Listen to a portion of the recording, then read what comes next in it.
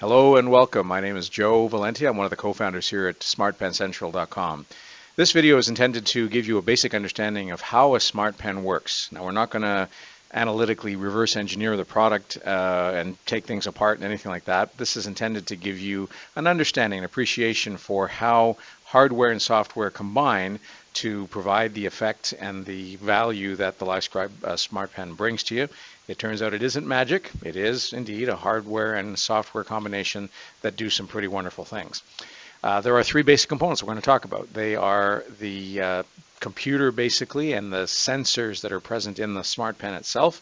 We're going to talk about the dot paper and then a little bit about how it all comes together as a package and the applications that you use. For the purposes of this video, we're going to correctly state that the functions I'm going to describe here are really identical in the Echo Smart Pen I'm going to use here in my hand for the purposes of this little demo. But everything I'm going to say here applies exactly and completely the same way with the A-Gear family. So no differences there. In another video, you're going to see that there are differences between the families. In fact, they're enumerated very well on posts on the web page and in videos. Go look for those. They're important to understand those differences. But again, for this video, we're going to talk about how all LiveScribe Smart Pens work and interact at a basic level. And so without any further ado, we're going to jump in. First off, the technology, the hardware that I'm holding in my hand. There are three basic components here that are providing the hardware capabilities that are required and preparing the data. So the first of these is there's literally a computer built into the smart pen, modest though it may be, running a certain version of Linux. Fine. You don't really need to know, but it's there. There is an actual mini computer in here doing actual work, no question. There's also, if you look at the end of it, a little piece of glass and a camera at the end of the pen. And that camera is looking down at the paper upon which you're writing all the time. By the way, don't necessarily look into it very much because when it's active, there's a little red laser. And in principle, that could harm your retina. So not something you want to look at or stare at all. But it is there. And that camera is an integral part of how the process works. Also integral is the fact that at the end of the other end of our ink cartridge, so here we have an ink cartridge, of course it's just ink and there's just ink coming onto the paper here. At the top end, if you can imagine, inside the pen, there's a pressure sensor. And that kind of makes sense because in a moment we're going to talk about the dot paper and its important value here. But imagine if that pressure sensor weren't present. That would mean that if I took my smart pen and kind of waved it over the top of the paper, yeah, it would record all that waving. Well, you wouldn't want that, right? You want it to record only those pen strokes that you actually apply to the paper. There has to be at least the smallest amount of pressure between your hand and the paper in order for the ink to flow. So that's how does the pen know that you're writing? It's because there is a pressure sensor in there that is activating or telling the computer, pay attention to what I'm doing right now.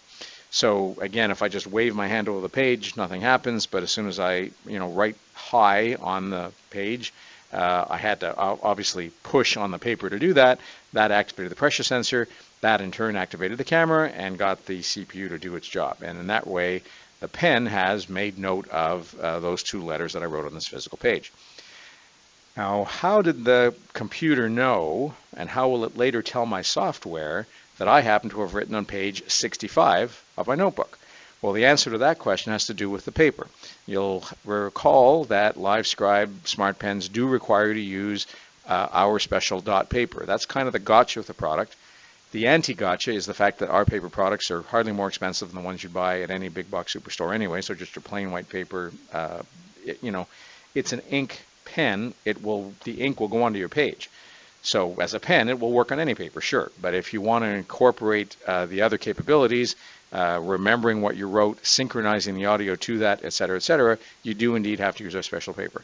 Now, why is that? Well, because the pattern, the page that you're looking at might appear to the eye to be largely white. It's got a tinge of gray or green in it, and it's because it really isn't white. It does have a tinge of gray or green in it, and that tinge comes from the fact that there is a dot pattern embedded in the paper. It's barely visible to the eye, and if you took a magnifying glass, you would actually be able to see not only dots, but some color in it. And small as they are, those dots are providing a pattern to the pen that literally inform the pen to say, I'm on page 65 in the middle, right of the page, and if I draw a happy face, I draw characters. It doesn't really, recognize characters or happy faces, but it knows that there's a dot, a very high precision, high resolution dot that got put there. Indeed, if I just go and put a dot on the page, it'll capture that dot. So it's very high resolution, very small dots if you think about it on the paper, working in conjunction with the camera, and that's how the CPU makes note of not only which page and where on the page, but frankly also the time and date. It knows that that dot got made today at, in this case it happens to be close to 11 o'clock.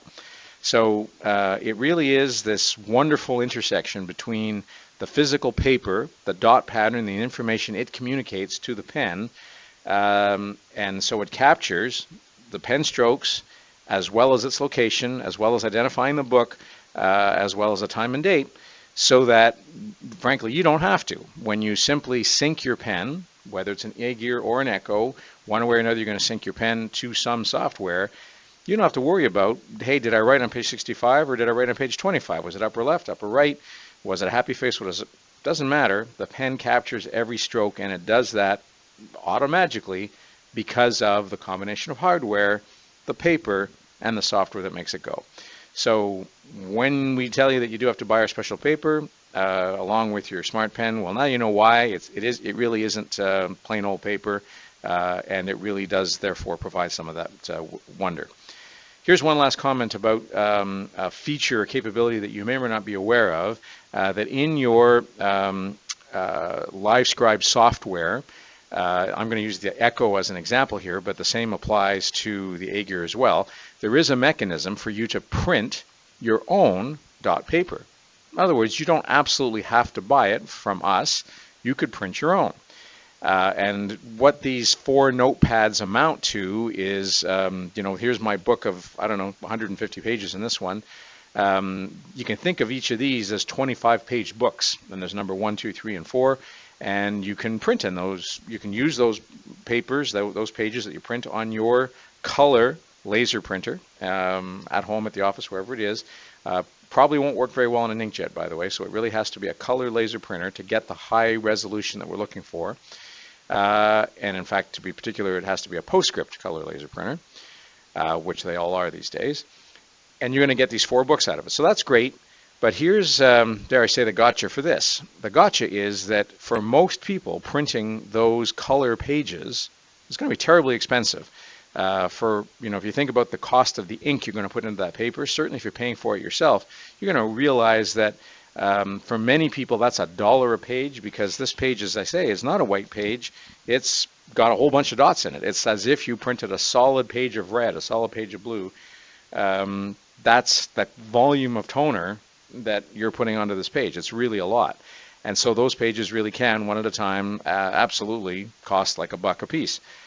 So printing that one 25-page book, in principle, could cost you up to $25. Now, admittedly, many people have larger color printers, and maybe your unit cost per page is lower than $1 a piece. But hey, it's not likely to be lower than 50 cents, like even in relatively high volume. So when you are aware of the relatively high cost of toner on, general purpose printers, all of a sudden a pack of 4 books at the $29 or $30 that we're offering looks pretty good. Now instead of getting 25 pages for $25, you're getting 400 pages for $29. It's a much, much better deal, and that's why indeed you should be looking at buying our paper. And frankly, there's a wider variety of it, and there's other reasons as well. But in principle, to that comment, can you print your own paper? The answer is yes. It's just that for many of us, for everyone, it's going to be more expensive, for sure. And that's the question of who's paying for it. If you tell me that the office is paying for it, yeah, okay, great. Somebody's paying for it. So it's a reason to think about using the pre-printer paper that we have available. That obviously bulk printing makes it less expensive.